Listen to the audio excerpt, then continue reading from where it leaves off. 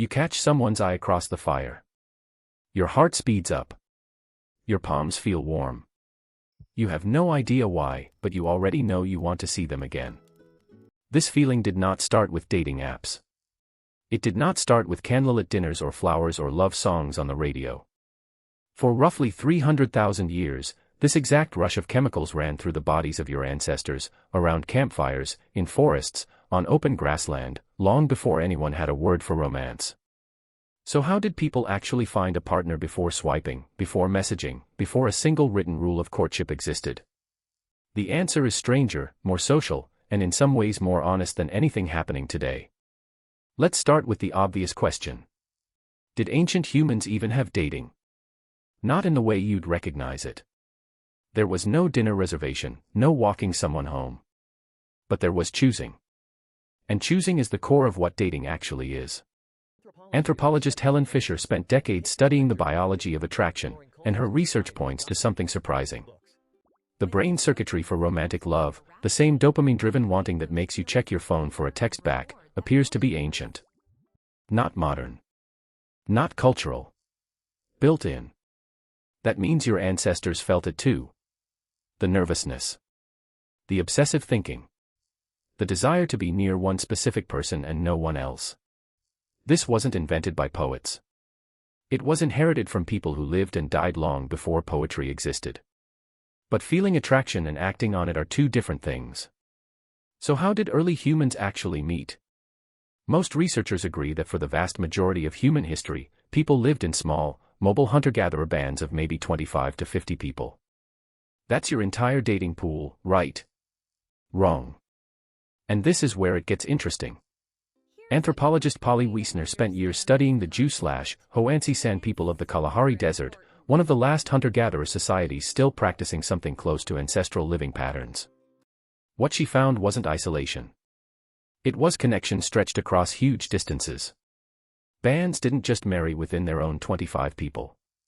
They visited neighboring bands.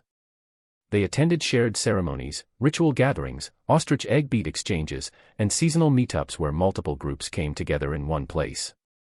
Suddenly your dating pool isn't 50 people. It's hundreds, spread across a territory the size of a small country. Think about what that means. Ancient courtship wasn't a stranger walking up to you in a coffee shop. It was built into the architecture of social life itself. Gatherings existed, in part, specifically so people could meet potential partners outside their own camp. That's not an accident. That's a system. And once two people were interested in each other, the next step wasn't a date. It was work. Literal, physical, visible work. In many documented hunter-gatherer societies, courtship ran through demonstrated competence, not conversation. A young man might prove himself by successfully hunting large game and sharing the meat generously with the group. A young woman might show her skill at gathering, processing plants, or crafting tools others depended on. Competence was the flirtation. Generosity was the message. This lines up with something researcher James Suzman documented extensively while studying the Jew/Hoansi.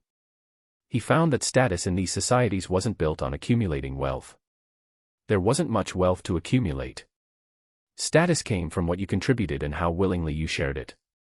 If you wanted a partner to notice you, showing up empty-handed and shy wasn't going to cut it. Showing up with food for the whole camp was. Now here's where it gets more physical, and more surprising. Skeletal and archaeological evidence, including analysis from sites tied to early Homo sapiens gatherings, suggests dance and rhythmic movement were deeply embedded in social and courtship behavior. Firelight gatherings weren't just about eating. They were about singing, dancing, and public display, the same instincts you still see today on a crowded dance floor, whether anyone admits it or not. Let's reconstruct a scene. Picture the sun going down over a stretch of savanna. Grass rustling. A fire crackling in the center of camp. People from 2 or 3 bands have traveled to be here, some walking for days. Meat is roasting. An older woman starts singing, and others join in, clapping a rhythm that gets faster as the night goes on. A young man moves closer to the fire, joining the dance, showing off timing and stamina others notice. A young woman across the circle laughs at something, catches his eye, looks away, then looks back. No one has spoken a word to the other yet. But something has already started. This is not fantasy.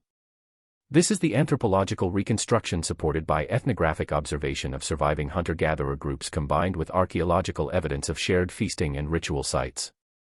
Courtship was communal. Public. Almost performative, in the healthiest sense of that word. So where's the twist? Here it is. You might assume ancient courtship was rigid, arranged, controlled entirely by elders with no say from the two people involved. And in some ancient and more settled agricultural societies, that's closer to true. But among mobile hunter-gatherers, the evidence points the other way. Research summarized by biological anthropologists studying foraging societies suggests these groups often show relatively high female choice, meaning women frequently had real influence over who they partnered with, not total control, but genuine agency, especially compared to the far more restrictive arranged marriage systems that emerged later, after agriculture took hold and property, inheritance, and family alliances suddenly mattered in ways they never had before. That's the counterintuitive twist. Courtship didn't become more free as history moved forward. In many ways, it became more controlled. Once farming created land to inherit and wealth to protect, marriage increasingly became a transaction between families rather than a choice between two people. The freedom your hunter-gatherer ancestors had to choose a partner based on attraction, competence, and personal chemistry was, in some ways, quietly reduced for thousands of years afterward.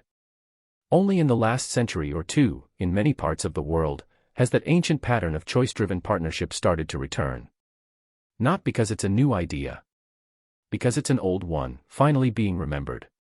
Now think about your own life. You still watch for signals across a crowded room.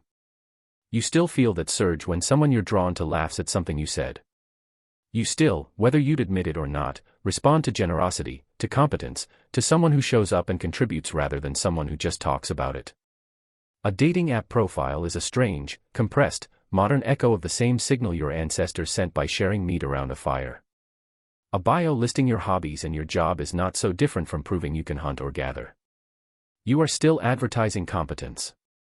You are still hoping someone across the metaphorical fire looks back. The technology changed completely. The wiring underneath it did not. So the next time your heart races because someone you like just texted back, or because you catch them glancing at you from across a room, remember what's actually happening. You're not doing something new. You're doing something that kept your species alive and connected for 300,000 years, dressed up in a slightly different costume. You catch someone's eye. Your heart speeds up. And somewhere in that rush, your ancestors are still very much awake inside you.